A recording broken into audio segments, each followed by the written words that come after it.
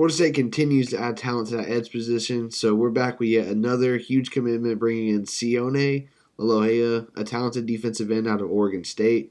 And I guess we're going for guys with difficult names now, adding in DJ Uyunglele, Sione Lolohea, and Tomiwa Dorojaye. So look for the announcers to have their hands full calling Florida State games next year. Now, he was teammates with DJU at Oregon State there in 2023, originally a 3-star recruit coming out of the high school ranks in the 2020 class. But in my opinion, he's exceeded expectations. He brings in good size as an edge rusher at 6'3", 266 pounds. He does only have 1 year of eligibility left, but he comes in with an absolute ton of experience playing over 1,000 career snaps. He had 61 QB pressures over the last 2 seasons and was a second-team all-conference player in the Pac-12. Now, he has a really good motor, lots of effort, good burst off the line, and is really good at using his hands to fight off blockers. I like his pickup because you've seen Florida State take 2 other edge rushers this portal cycle in Marvin Jones Jr. and the Tomiwa Dorojaye kid from West Virginia. But those are 2 relatively younger guys. I mean, the West Virginia kid was a freshman this year, and you also lose a lot of talent along the defensive line to the draft with guys like Jared Verse and Braden Fisk going to the NFL. So I like adding in an experienced guy to take over that veteran role on the defensive line and add in some really nice production as well.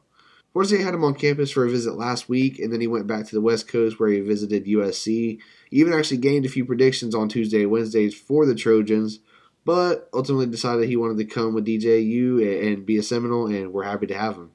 Now, another huge piece of news today was the announcement that DJ Lundy would not be transferring to Colorado, but will be withdrawing from the transfer portal and returning to Tallahassee for the 2024 season, just further proving that nothing in college football is ever over.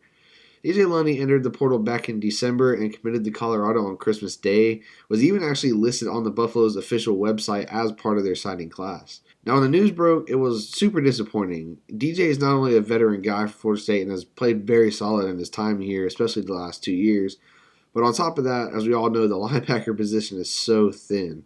I've got some questions on that, and it's definitely a concern that all Florida State fans have right now, and rightfully so. So bringing Lundy back is huge for continuity, but also to help with developing the younger guys in that linebacker room. It's also one guy that position that you won't have to bring in to learn a new system. So it also relieves a little bit of urgency there recruiting linebackers out of the portal. I still think they should take at least 1 or 2 guys, and I'm sure they will. But we've talked about it some. There's just not that many good options out there at linebacker right now, and that makes it all even a little more fuzzy. I do think the next portal window in May will have some better options there, and I'd say that's where they get active most at linebacker. But regardless, it's awesome that Florida State was able to keep Lundy on the team. Now, Florida State has gotten a ton of good portal guys over the last few days, and we've done videos on pretty much all of them. If you haven't watched them, you should go back and check them out. But you may be wondering who's next and also where we're at with scholarship numbers and all that. Now, the limit is 85 scholarships, and Florida State is definitely over that right now. But I wouldn't worry about it. This kind of thing always works itself out. The numbers always work out. Florida State will have more guys leave in the next portal window as well. Guys that are currently getting recruited over, so I think we're fine there. I wouldn't worry about it too much. But as far as who's next, I think Mike Norvell and the staff still have several targets out there that they like. And to make it even crazier and add to the commotion, Nick Saban retired today.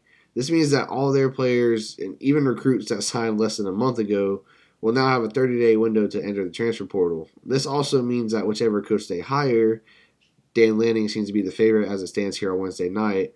So if that does happen, for example, Oregon's whole roster will also have a full 30-day portal window. So that gets even more intriguing. I think Florida State will definitely be in contact with some of those players, specifically at linebacker, defensive tackle, and offensive line. So there's likely even more news coming in the next few days that you'll definitely want to keep an eye out for. And I'll be here to talk with you guys about it all. The portal's moving super quickly for Florida State as they're adding more and more talent by the hour, it seems like. And it's making it hard to keep up with videos and get them out before the next guy commits. But I really like the roster they're setting up for 2024. They call Mike the Portal King for a reason. And I'm getting more and more optimistic for the 2024 season, especially if they keep knocking them down like this in the portal. But lots of good news for Florida State right now, and I really like it. It feels really good after a horrible month of December. But you're going to want to drop a like on the video, and while you're at it, go ahead and hit that subscribe button. It helps me out a ton, and it will help you guys keep up with all the Florida State news and new commitments and all that stuff. Again, I have a feeling we'll be back real soon, but until then, go Noles.